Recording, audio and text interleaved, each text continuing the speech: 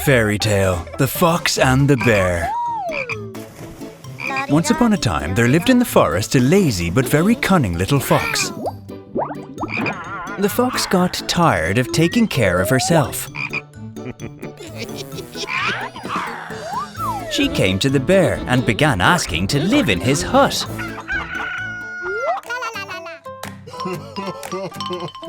The bear agreed and let the fox into his home.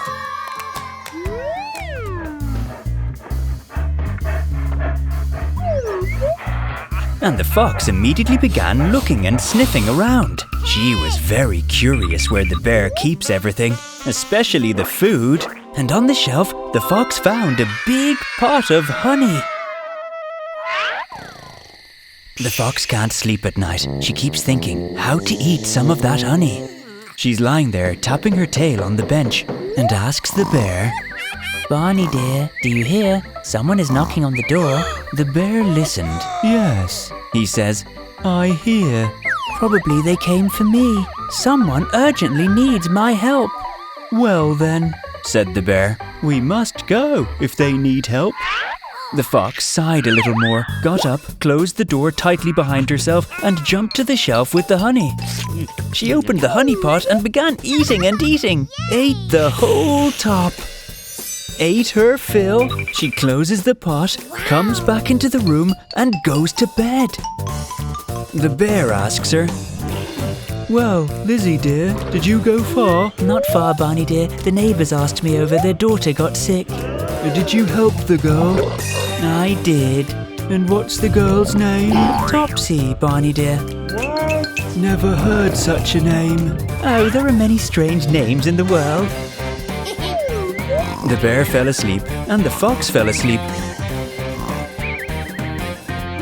The next night, the fox is lying there and tapping her tail on the bench again. "Barney dear, is someone knocking on the door?" "Yes, they are. Probably it's for me again." "Well then, Lizzie dear, we must go." "Oh, Barney dear, I don't feel like getting up and going somewhere at night."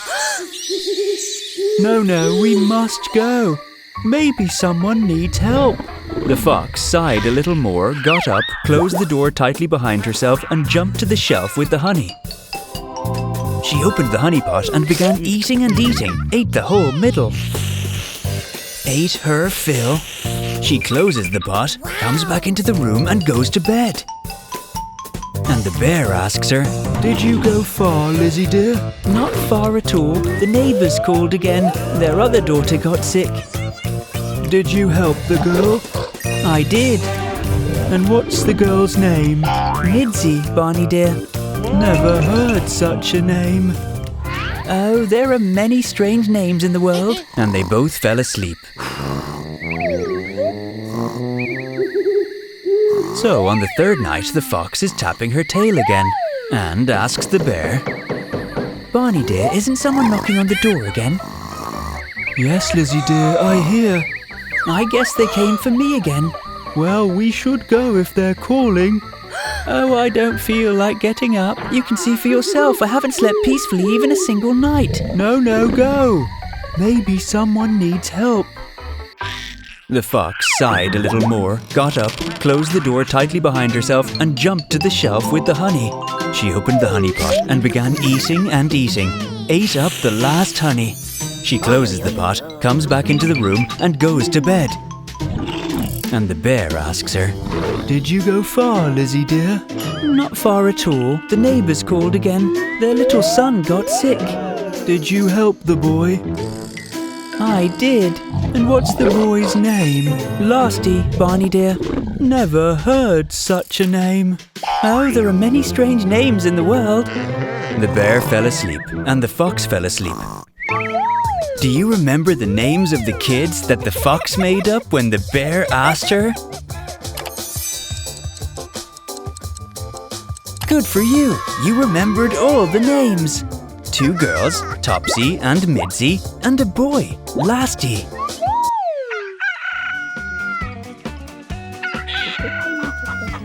One day the fox got the urge to eat some more honey and decided to pretend she was sick. She coughs.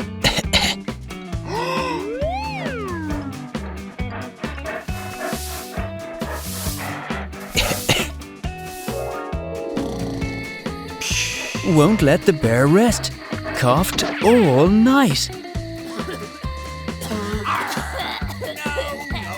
Lizzie dear, says the bear, you helped everyone, cured everyone, but how can we cure you? Oh, Barney dear, I have this one medicine, but I need to add a little honey to it. The bear stomped off to get the honey. Took the pot, but the pot is empty. What happened to my honey? The bear roared. Did you eat the honey, Fox? The fox began coughing. What honey? Barney dear. The honey that was in this pot. If the honey was yours and it was in your pot, then you must have eaten it. No, said the bear. I didn't eat it, I was saving it, which means that it was you, Fox, who ate it. Oh, you're a fine fellow. Asked me, a poor orphan, to come live with you, and now you're insulting me? Well, I won't have it. I'm a fox, and I'll find out who ate the honey very quickly. The bear felt ashamed that he offended the fox for no reason. Forgive me, Lizzie honey, but please find out who ate all the honey. Well, let's lie down in the sun. The sun will melt the honey from the belly of the one who ate it. They lay down in the sun warmed them, and the bear fell asleep. And the fox quickly ran into the house. She scraped the remains of the honey from the pot, smeared them on the bear's belly, washed her paws, and began to wake up the bear. Get up, I found the thief, I found the thief. Where is he? Who is he? The bear roared.